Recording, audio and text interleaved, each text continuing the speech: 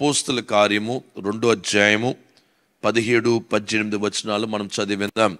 అపోస్తుల కార్యము 2వ అధ్యాయము 17-18 వచనాలు. అంత్యదినముల యందు నేను మనుషులందరి మీద నా ఆత్మను కుమ్మరించెదను. కుమారులను నీ కుమార్తెలను ప్రవచించెదరు. నీ యవనులను దర్శనములను కలుగును. వృద్ధులకు కలలు కందురు. ఒకసారి ఇక్కడ ఆగుదాం. అందరూ నా వైపు చూడండి. అంత్యదినములు అంటే ఎప్పుడండి? రేపా, ఎల్లుండా, వచ్చే సంవత్సరమా? మీకు తెలుసో తెలియట్లేదు కానీ మనం అంత్య దినాల్లో మనం బ్రతుకుతున్నాం. ఆఖరి దినాలండి. ఏ సమయంలో ఏ గడియలో యేసయ్య భూలోకానికి వస్తాడు ఎవరికి తెలియదు. యేసయ్య ఆరోహమైన దినము నుంచి అది అన్ని కూడా అంత్య దినాలేనండి. ఆయన పరలోక రాజ్యం ఎత్తబడిన దినము నుంచి ఏమని పిలుస్తున్నాము? అంత్య దినాలని పిలుస్తాం. ఇంకొక మాటలో చెప్పాలంటే ఈ కాలాన్ని మనం కృపాకాలం అని పిలుస్తాం. ఏ కాలం అని పిలుస్తాము? కృపాకాలం. ఎందుకంటే మన పాపమును ఒప్పుకున్నప్పుడు ఏం చేస్తున్నాడు? ఆయన మనల్ని క్షమించువాడైనాడు. కృపాకాలం అని పిలుస్తాం. అంత్య దినములని పిలుస్తాం. అంత్య దినముల మేలో ఏమంటున్నాడు? మనుషులందరి మీద. మీరందరూ మనుషులేనా? చెప్పండి, మీరు మనుషులేనా? అవునా కాదా? ఎవరైనా వేరే వాళ్ళు ఉంటే చెప్పండి. కూర్చో. ఏలియన్స్ ఎవరైనా ఉన్నారా ఇక్కడ? లేరు కదా, మనంతా మనుషులే కదా. ఇక్కడ ఏమంటున్నాడు? మనుషులందరి మీద నా ఆత్మని కుమ్మరిస్తాను. ఇక్కడ ఒక వర్గం అనలేదు, ఒక దేశం అనలేదు, లేకపోతే ఒక దైవజనులు అనలేదు, ఒక ప్రవక్త అనలేదు, ఒక అపోస్తులు అనలే. మనుషులందరి మీద ఆయన ఆత్మని కుమ్మరిస్తాడంట. కొన్ని సంఘాలకి ఈ యొక్క జ్ఞానం తెలియక, జ్ఞాన ఉదయం ఇంకా అవ్వక వాళ్ళు అనుకుంటున్నారు అపోస్తుల మీద మాత్రమే పరిశుద్ధాత్మ దేవుడు దిగి వస్తాడు, మనుషులందరి మీద ఆయన రాడు. అబద్ధ బోధ, దేవుని వాక్యానికి వ్యతిరేకమైన బోధ. దేవుడు చెప్పిన దానికి ఎదురు తిరిగి వేరే మాటలు ప్రజలకి చెప్పడము. బైబిల్ చెప్పే మాట ఏంటంటే ఇది నేను చెప్పే మాట కాదు, ఎవరో చెప్పిన మాట కాదు, ఇది బైబిల్ చెప్తున్న మాట ఏంటంటే మనుషులందరి మీద నా ఆత్మని కుమ్మరిస్తాను. మనుషులందరూ కూడా నా ఆత్మ చేత నింపబడతారు. ఏంటి ఆత్మ చేత నింపబడడం అంటే ఏంటి? భూలోకం అంటే ఆదికాండం 1వ అధ్యాయంలోకి వచ్చినప్పుడు 1వ అధ్యాయము 1వ వచనం చదువుదామండి.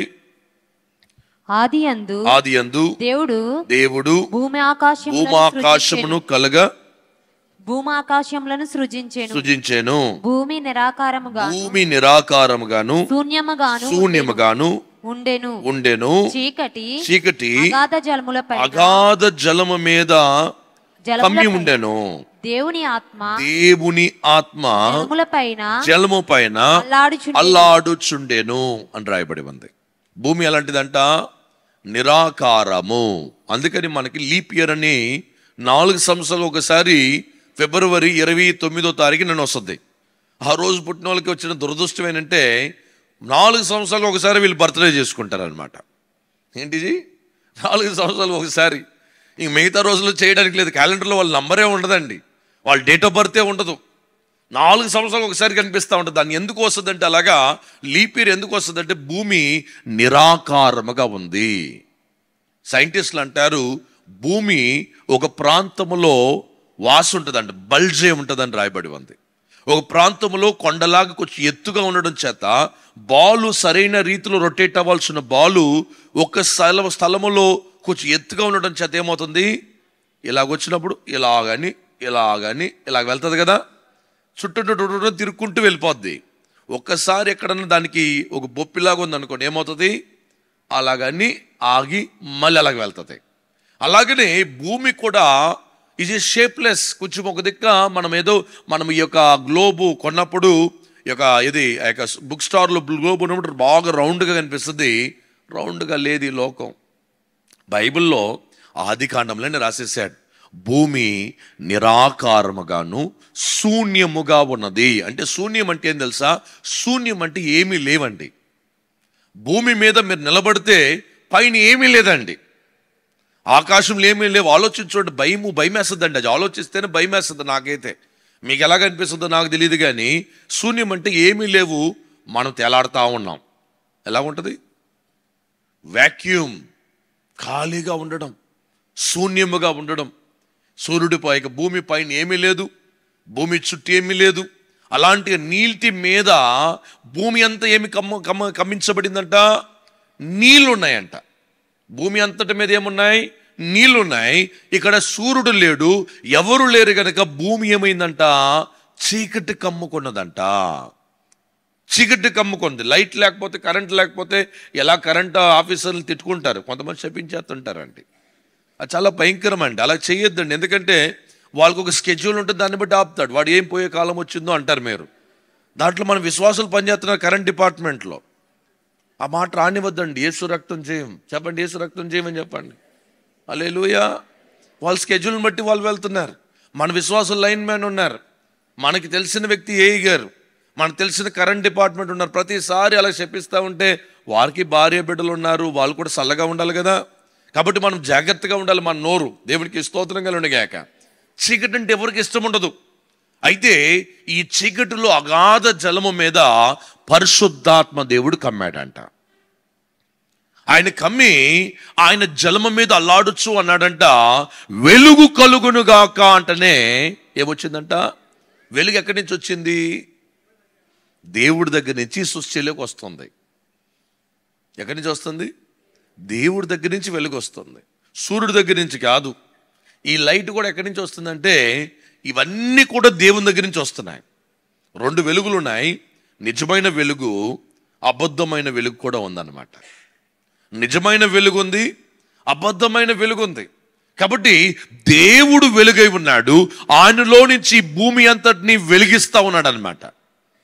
ఆయనలో నుంచి ఈ భూమి అంతటినీ ఆయన శక్తి కలిగిన వెలుగు ఈ చీకట్లో ఉన్న ఈ లోకముకి వెలుగిచ్చేది ఆయన అన్నమాట. యేసు ప్రభు సిలువలో వేలాడుతున్న సమయంలో ఆయన 3 గంటల సేపు ఆ సిలువలో వేలాడుతున్న సమయంలో ఏమైపోయిందంట? చీకటి కమ్ముకున్నదంట. చీకటి కమ్ముకున్నది. అసలు దీనికి ముందు కూడా ఎప్పుడూ అలాంటి చీకటి లేదంట. సోలార్ ఎక్లిప్స్ వస్తుంది అనుకోండి. సోలార్ ఎక్లిప్స్ వచ్చేసిందని మనం చీకటి ఎక్కడన్నా చూసామా? అసలు కళ్ళు కనిపించకుండా, అసలు ఏమి కనిపించకుండా ఎప్పుడన్నా అంతవరకు వచ్చిందా? రాలే.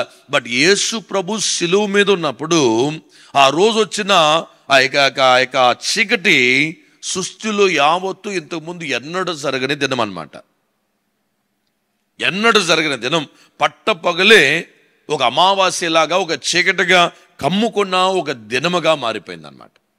అందుకని అమావాస్య దినమందు, పౌర్ణమి దినమందు ఏం చేస్తారంటే ఈ మాంత్రికులు భయంకరమైన మంత్రాలు చేస్తారు. ఎందుకంటే చీకట్లో ఎవరు బ్రతుకుతాడు? అందుకని మీ ఇంట్లోకి వెళ్ళడానికి భయపడద్దండోయ్. నేను చెప్పేసాను చీకట్లో దెయ్యాలు ఉంటాయనేసి లైట్ ఆన్ చేయడానికి కొంతమంది మమ్మీ రెడీ అండి లైట్ ఆన్ చేయండి.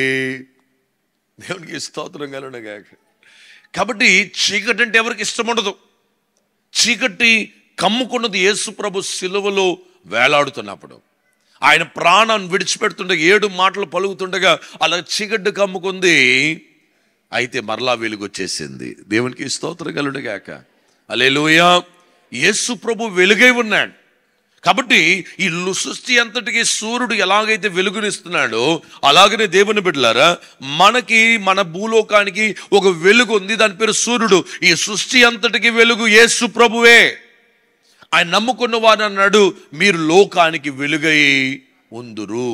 అంటే మనం వెలుగై ఉండాలంటేనే ఉండగలం. కొంతమంది మీలో లోకానికి చీకటిగా మారుతున్నారు. మీరు చీకటిలో ఉండడం, ఇతరులు ఏం చేస్తున్నారు? ఆ చీకట్లకి ఆకర్షిస్తున్నారు. ఒక తాగుబోతోడు మిగతా బాగున్నోడిని కూడా పాడు చేస్తాడనమాట. ఒక టమాటో పాడైపోతే ఆ గంపల్లో ఉన్న మిగతా టమాటోలన్నీ ఏమైపోతున్నాయి? పాడైపోతున్నాయి. అందుకని తల్లిదండ్రులు భర్తలకి, లేకుంటే తల్లిదండ్రులు కానీ, భర్త కానీ, భార్య కానీ పలానా వ్యక్తితో వెళ్ళొద్దు అనడం. ఎందుకంటే మీ కంటికి కనిపించని పాడైపోయిన పదార్థాలు వాళ్ళకి కనిపిస్తాయి, మీకు కనిపించవు. తల్లిదండ్రులకి భయము. కాలేజీకి వెళ్ళాడు, ఎవరి దగ్గర ఉన్నాడో, అబ్బాయి మంచోడో కాదు, అబ్బాయి మన బిడ్డని, మన అమ్మాయిని ఏదైనా ఇన్ఫ్లుయెన్స్ చేస్తారేమో, వాళ్ళ మనసుని పాడు చేస్తారేమో, తాగుడు, వ్యభిచారం, ఇతర ప్రాంతానికి నడిపిస్తాడేమో. అందరికీ భయాలు ఉంటాయి. బిడ్డలు ఈ కాలంలో ఇంటి నుంచి గుమ్మ నుంచి బయటికి వెళ్తే సాయంకాలం వస్తున్నారో లేదా, ఆ వచ్చే వరకు గుండిని చేతిలో పట్టుకొని నొక్కడమే అయిపోయిందనమాట. గుండి లోపల లేదు, తల్లిదండ్రులకి ఎక్కడుంది? చేతిలో ఉంది. యవన కాలంలోకి వచ్చిన బిడ్డలు, మంచిగా 18-20 సంవత్సరాలు వచ్చిన బిడ్డలు, యవన బిడ్డలు బయటికి వెళ్తే తల్లిదండ్రులు ఎక్కడ నొక్కుంటున్నారు? చేత్తో గుండి నొక్కుంటున్నారు. ఎందుకంటే లోకములో చీకటి ఉంది, లోకములో సైతాన్ ఉన్నాడు, లోకములో అపవాది ఉన్నాడు, లోకములో గొలియాతులాగా వాడు గర్జిస్తున్నాడు. అందుకని అంటాడు, మనుషులందరి మీద నా ఆత్మని కుమ్మరించబోతున్నాను. అందుకని కొరింథీ పత్రికలో అంటాడు, సైతానుని మీరు ఎదురించడి, అప్పుడు వాడు మీ ఎదురు నుంచి పారిపోతాడు. మనము పరిశుద్ధాత్మ దేవుణ్ణి పొందుకోకపోతే మన సైతాన్ని ఎదిరించలేము. బైబిల్ గ్రంథం చెప్తుంది, అపోస్తలుల కార్యం 1:8 అంటాడు, పరిశుద్ధాత్మ శక్తి చేత మీరు నింపబడినప్పుడు మీరు ఏమవుతున్నారంట? శక్తిని పొందుదురు. ఏం పొందుకుంటారంట? శక్తిని పొందుకుంటారు. ఎప్పుడైతే మీరు శక్తిని పొందుకుంటారో మీరు యెరూషలేములోను, యూదయ సమరయలను, భూ దిగంతరములు నాకు సాక్షులై మారిపోతారు. మీరు వెళ్ళిందుకంతా సాక్ష్యం ఇస్తారు. మీరు వెళ్ళిందుకంతా అద్భుతాలు జరుగుతాయి. మీరు వెళ్ళిన కంపెనీలో దేవుడు ఆశీర్వాదం దయచేస్తాడు. మీరు వెళ్ళిన గ్రామంలో దేవుడు మీ ద్వారా అనేక మందికి ఒక ఆశీర్వాదకరంగా మారడం చేత దేవుడు మిమ్మల్ని సాక్షులుగా మారుస్తాడంట. ఎప్పుడు? పరిశుద్ధాత్మ దేవుడిని పొందుకున్నప్పుడు. చప్పట్లు కొట్టి పాటలు పాడడం ఒక వంతు అయితే, దేవుణ్ణి ఆరాధన ఇస్తూ దేవుని ప్రభు బలలో పాలిభాగస్తులు అవుతూ కానుకలు వేయడం ఇంకొక వంతు అయితే, దేవుని ఆత్మ పొందుకోవడం ఇవన్నిటికన్నా గొప్ప స్థానం అన్నమాట.